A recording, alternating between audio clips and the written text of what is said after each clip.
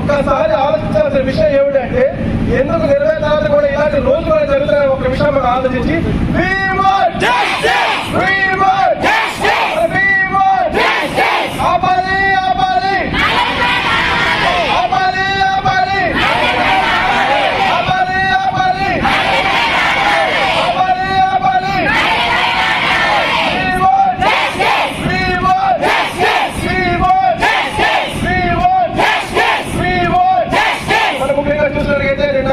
supreme court కూడా